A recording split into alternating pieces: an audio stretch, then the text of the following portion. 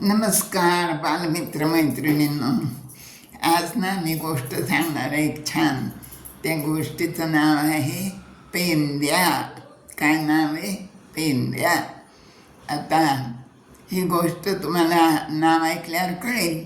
ही कृष्णाबद्दलची गोष्ट आहे बरं का. श्रीकृष्ण लहान असताना त्याचे मित्र होते गोकुळात, आणि गोकुळामध्ये ते खूप खोड्या करायचे कृष्ण आपल्या मित्रांना घेऊन बरं का. तर आता कृष्ण किंवा कान्हा कसा होता, त्याचे मित्र कोण कोण होते तर लंगड्या, बोबड्या, त्याच्यानंतर पेंद्या, सुदाम्या, वाकड्या अशी नावं होती त्यांच्या मित्रांची. आणि कृष्ण काय करायचा, ह्या सगळ्या मित्रांना घ्यायचा आणि गोकुळात प्रत्येक गवळणीच्या घरी जाऊन खोड्या करायच्या.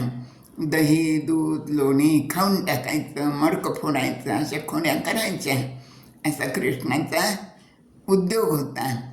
एके दिवशी काय केलं, एक गवळण गेली होती नदीवर धुणं धुवायला. कृष्णाने ते पाहिलं आणि हाका मारली, चला रे चला, पेंद्या, वाकड्या, लंगड्या, सुदाम्या, चला म्हणे आपण जाऊ आता या गवळणीच्या घरी आणि तिच्या घरातलं दही, दूध, लोणी खाऊन येऊ. सगळेजण म्हणाले, अरे पण कृष्ण की कान्हा जायचं कसं, तिच्या दाराला तर कुलूप आहे. कृष्ण म्हणाला, अरे त्याची कशाला काळजी करता तुम्ही, मी आहे ना म्हणे, चला मी सांगतो तसं करा. असं म्हणून त्यांच्या सगळ्यांना बोलवलं. आता दाराला तर कुलूप होतं. मग सगळेजण काय केलं, माळवदावर गेले, म्हणजे गच्चीवर गेले. त्यावेळेला काही अशी स्लॅबची घरं नसायची, सिमेंटच्या स्लॅबची. माळवद असायचं लाकडी खांबावर केलेलं, आणि वर एक झरोकं केलेलं असायचं. आतमध्ये उजेड यावं म्हणून त्या माळवदाला छिद्र पाडलेलं असायचं मोठं. तर वर सगळेजण गेले गच्चीवर माळवदावर. आणि मग कृष्णाने सांगितलं, आता तुम्ही प्रत्येकाने डोळे मिटा, म्हणजे मग ह्या झरोक्यातून मी तुम्हाला आत सोडतो. त्याप्रमाणे प्रत्येकाने डोळे मिटले आणि त्या झरोक्यातनं ते आत गेले. स्वतः भगवान श्रीकृष्णही आतमध्ये गेले.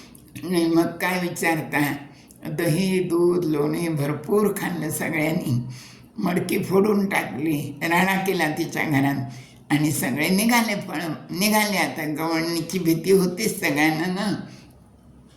मग मुलं म्हणाली, अरे कान्हा जायचं कसं. कृष्ण म्हणाला, अरे त्याची काळजी तुम्हाला काय कशाला, तुम्ही डोळे मिटा, मी तुम्हाला सगळ्यांना बाहेर काढतो. त्याप्रमाणे सगळेजण बाहेर पडले बरं का. डोळे मिटले सगळ्यांनी आणि सगळेजण बाहेर गेले.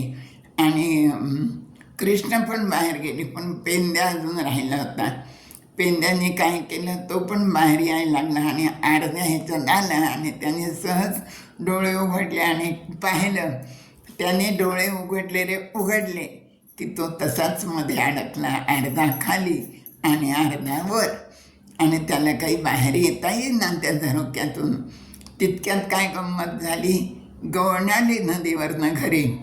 पाहती तर तिला हा लोंबकळताना दिसला पेंद्या. मग काय विचारता, तिने छडी घेतली आणि मारलं त्याला. चांगलं झोडपून काढलं. म्हणे, तुम्ही अशा खोड्या करता वगैरे म्हणे, मी नसताना घरी येऊन दही, दूध, लोणी खाता आणि राडा करून मडकं फोडून जाता. बरा सापडला म्हणे आज मला. भरपूर मारलं तिने पेंद्याला बरं का. आता पेंद्याला काहीच कळेना. शेवटी पेंद्याने कृष्णाचा धावा केला आणि कृष्णाला विनंती केली, अरे कान्हा सोडव ना मला यातून. कृष्ण म्हणाला, अरे तुला डोळे मिटायला सांगितले होते ना मी, तू मध्येच डोळे कशाला उघडलेस, त्यामुळं तू आता अडकून पडलास. तू आता डोळे मीट म्हणजे तू पूर्ण बाहेर येशील. मग पेंद्याने डोळे मिटले की तो बाहेर आला बरं का. अशी त्या दिवशी कृष्णाने गंमत केली आणि पेंद्या असा अडकला आणि त्यांनी कृष्णाचं ऐकलं नाही म्हणून त्याला भरपूर मार मिळाला. एकदा काय झालं बरं काय, एक गवळण होती ना, तिने कृष्णाचं गारणं केलं यशोदेकडं आणि त्याची तक्रार केली. कृष्णाने ते ऐकलं, त्याने ते लक्षात ठेवलं. असं आहे का म्हणे, थांब आता दाखवतोस तुला म्हणून. आणि मग कृष्णाने काय केलं, रात्री ती गवळण आणि तिचा नवरा तो गवळी झोपले होते. कृष्ण हळूच गेला त्यांच्या घरात आणि त्या गवळ्याची दाढी आणि गवळणीची वेणी यांची घट्ट गाठ मारून टाकली आणि निघून आला. सकाळी पहाटे जाग आली त्या गवळ्याला आणि गवळणीला, आणि गवळण म्हणायला लागली, अहो तुम्ही असं काय करताय, मला का बरं ओढताय? तर तो गवळी म्हणायला, अगं मी कुठं तुला ओढतोय, तूच मला ओढतीस म्हणे. असे दोघं एकमेकांची भांडायला लागले. आणि मग त्यांच्या लक्षात आलं, अरे गड्या, की आपण कोणीच कोणाला ओढत नाही आहे, ही गाठ मारलेली आहे, त्यामुळं आपण दोघंजणं एकमेकांना ओढले जातो आहे म्हणून. आता ती गाठ सोडायची कशी? ती काही सोडता येणार ना त्यांना दोघांना. मग त्यांनी शेजारच्या गवळणीला हाक मारली, ती आली. तिने खूप प्रयत्न केला गाठ सोडायला, पण गाठ काही सुटलीच नाही. मग इतर गवळी पण आले, त्यांनी खूप केला प्रयत्न, पण गाठ काही सुटलीच नाही. मग शेवटी त्या गवळणीच्या लक्षात आलं की अरे गड्या, हे सगळं कुणाचं काम आहे? त्या कान्हाचं काम आहे बरं का. आपण त्याची यशोदेजवळ तक्रार केली ना, म्हणून त्याने हा दावा आणला आहे असं म्हणून मग त्या गवळणीने कृष्णाची प्रार्थना केली आणि ती कृष्णाला शरण गेली. मग कृष्णाने काय केलं, दुरूनच त्या गाठीकडं पाहिलं की ती गाठ आपोआप सुटली आणि तो गवळी आणि ती गवळण मोकळे झाले आणि दोघंजणं आपापल्या कामाला लागले. तर असा हा नटखट कान्हा आणि त्याची ही गमतीशीर गोष्ट, पेंद्या आणि ती गवळण दोघांची पण. आवडली ना गोष्ट तुम्हाला? कृष्णलीला अशी गोडच आहे, खूप गोड आहेत कृष्णाच्या सगळ्या कथा. धन्यवाद.